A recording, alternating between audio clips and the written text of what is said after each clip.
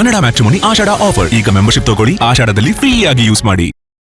ಮೊದಲನೇದಾಗಿ ಮಾನ್ಯ ಮುಖ್ಯಮಂತ್ರಿಗಳು ನಾಗೇಂದ್ರ ಅವರ ವಿರುದ್ಧ ಬಹಳ ಗಂಭೀರವಾಗಿರ್ತಕ್ಕಂಥ ಆರೋಪ ಇದೆ. ಇವತ್ತು ಚಾರ್ಜ್ ಶೀಟ್ ಕೂಡ ಅವ್ರ ವಿರುದ್ಧ ಫೈಲ್ ಆಗಿರುವಂಥದ್ದು. ಏನು ಪ್ರಕರಣ?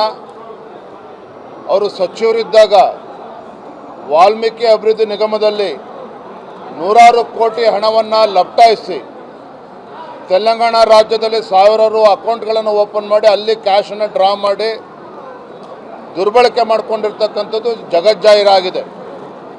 ಯಾವ ಪರಿಶಿಷ್ಟ ಪಂಗಡದ ಮಕ್ಕಳ ಅಭಿವೃದ್ಧಿಗೆ ಮೀಸಲಿಟ್ಟಿರ್ತಕ್ಕಂಥ ಹಣವನ್ನು ಕೊಳ್ಳೆ ಹೊಡೆದಿರ್ತಕ್ಕಂಥ ವ್ಯಕ್ತಿಯನ್ನು ಮತ್ತೆ ಇವತ್ತು ಸಚಿವರನ್ನಾಗಿ ಮಾಡಿರ್ತಕ್ಕಂಥದ್ದನ್ನು ಭಾರತೀಯ ಜನತಾ ಪಾರ್ಟಿ ನಾವು ಖಂಡಿಸ್ತೇವೆ.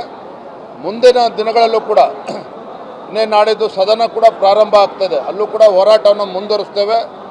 ಯಾವುದೇ ಕಾರಣಕ್ಕೂ ಅವರು ಸಚಿವ ಸಂಪುಟದಿಂದ ಅವ್ರನ್ನ ಕೈ ಬಿಡಬೇಕು.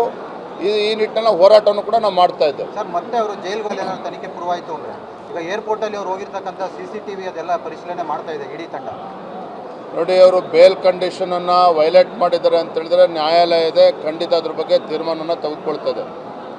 ಆದರೆ ಅದಕ್ಕಿಂತ ಮುಂಚಿತವಾಗಿ ನಾನು ಹೇಳ್ತಾ ಇದ್ದೀನಲ್ಲ, ಇಂಥ ಗಂಭೀರವಾಗಿರ್ತಕ್ಕಂಥ ಆರೋಪ, ಭ್ರಷ್ಟಾಚಾರದ ಆರೋಪ ಇದೆ, ಅವರನ್ನು ಸಚಿವ ಸಂಪುಟದಿಂದ ಕೈ ಬಿಡಬೇಕು. ಇದು ನಮ್ಮ ಆಗ್ರಹ.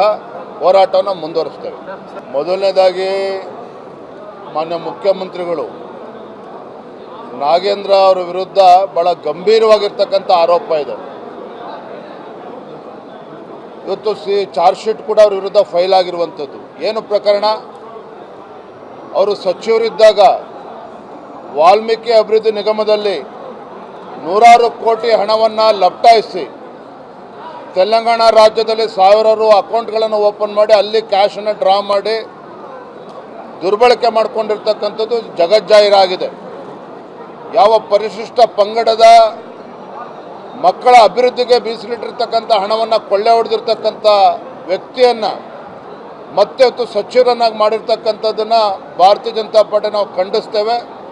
ಮುಂದಿನ ದಿನಗಳಲ್ಲೂ ಕೂಡ ನಾಡಿದ್ದು ಸದನ ಕೂಡ ಪ್ರಾರಂಭ ಆಗ್ತದೆ, ಅಲ್ಲೂ ಕೂಡ ಹೋರಾಟವನ್ನು ಮುಂದುವರಿಸ್ತೇವೆ.